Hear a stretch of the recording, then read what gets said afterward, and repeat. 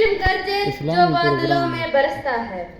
علم عقل ہی نہیں ظلم پر تلوار بھی ہے، ناصر شیر علی کا ذوالفقار بھی ہے، علم نصیب سے عطائے پروردگار بھی ہے، علم عالم معلم کا افتخار بھی ہے۔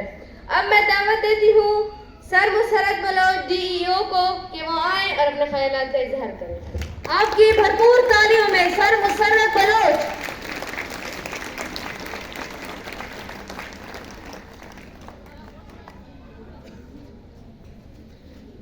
اعوذ باللہ من الشیطان الرجیم، بسم اللہ الرحمن الرحیم۔ محترم واجب الاحترام شاہ صاحب، محترم واجب الاحترام میرے بھائی پروفیسر ڈاکٹر احسان اللہ صاحب، ادارہ حاضہ کے پرنسپل، اساتذہ، عزیز بچیوں، میری مائیں بہنیں بیٹیاں، السلام علیکم۔ میرے لیے یہ بہت ہی خوش قسمتی کا مقام ہے کہ ایک اہم موضوع پر مجھے بولنے کے لیے یہاں بلایا گیا ہے۔ میں روزانہ دن میں شاید 2 بار اس ادارے کے پاس سے گزرتا ہوں۔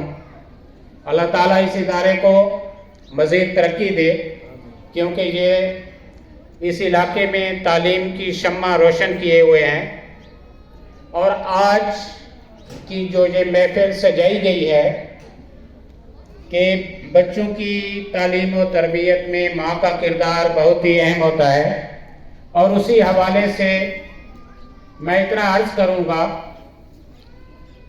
کہ دیکھیں بچہ اسکول میں جب آتا ہے تو تقریباً وہ 5 یا 6 گھنٹے اسکول میں گزارتا ہے، اور اس کا زیادہ ٹائم، زیادہ وقت گھر پر ہی گزرتا ہے، اور گھر پر اسے 2 کردار ملتے ہیں، یا تو اس کے پاس باپ ہوتا ہے اور ایک اس کی والدہ ہوتی ہے۔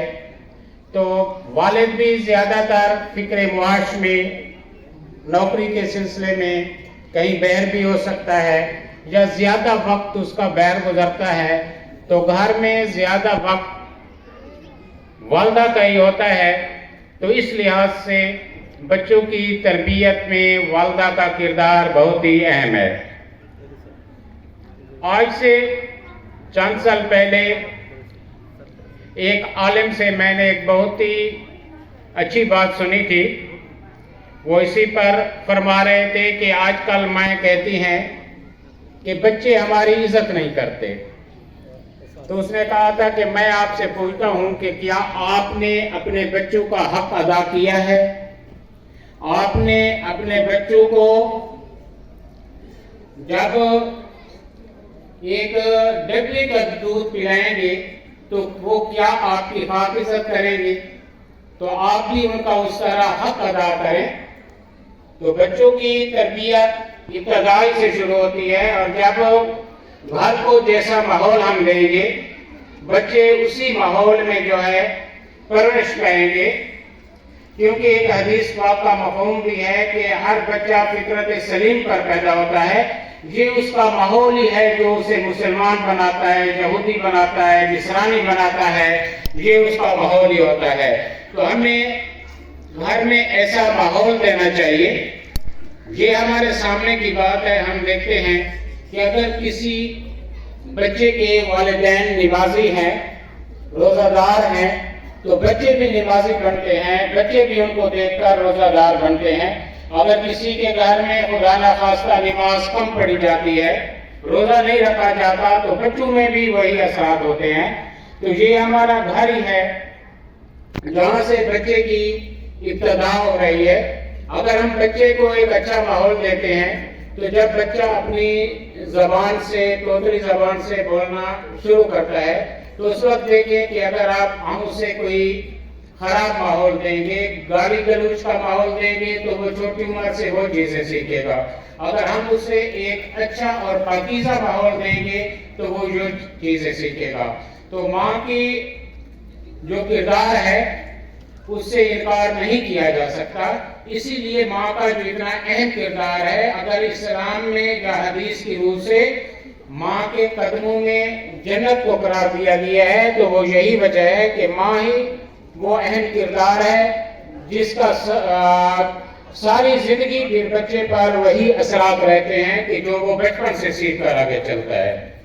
تو میری مائیں، میری بہنیں، میری بیٹیاں، آپ بھی اپنے گھر ہی سے ایک اچھا ماحول، ایک اچھی تربیت اپنے بچوں کو دیں، تاکہ کل وہ معاشرے کے مفید شہری بن سکیں، معاشرے کے کرامت شہری بن سکیں، معاشرے کے لیے وبال نہ بنے۔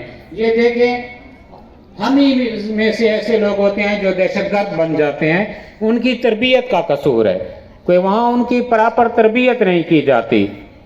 اگر ہم پراپر تربیت کریں، ان کو علم کی روشنی سے منور کریں، تو پھر یہ ہمارا معاشرہ، یہ ہمارا ملک آج کل جن مسائل میں پھنسا ہوا ہے تو اس سے بآسانی نجات پا سکتا ہے، کیونکہ ابتدائی سے بچے کے ذہن سازی کی جاتی ہے۔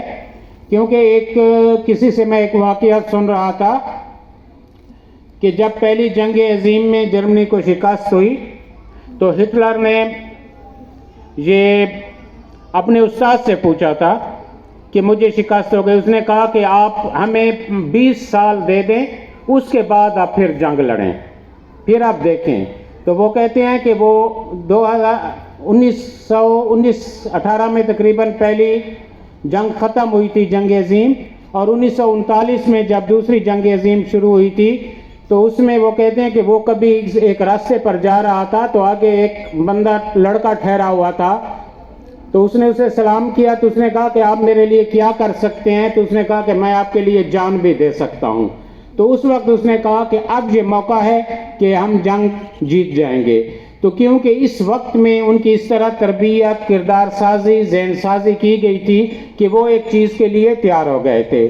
تو ہمارے یہی تعلیمی ادارے بھی بہت اہم ہیں، ایک ماں کی گود اور دوسرے ہمارے تعلیمی ادارے، اگر ہم مل کر چوطرفہ بنیادوں پر اپنے بچوں کی تعلیم و تربیت کریں تو انشاءاللہ پھر وہ معاشرے میں بھی کامیاب ہوں گے اور ہمارا ملک بھی کامیابی و کامرانی سے ہمکنار ہوگا، اور یہ مسائل جو آج کل ہم دیکھ رہے ہیں کسی حد تک ان مسائل سے بھی ہم چھٹکارا پا سکیں گے۔ تو یہ تعلیمی ادارے بہت ہی اہم کردار ادا کر رہے ہیں۔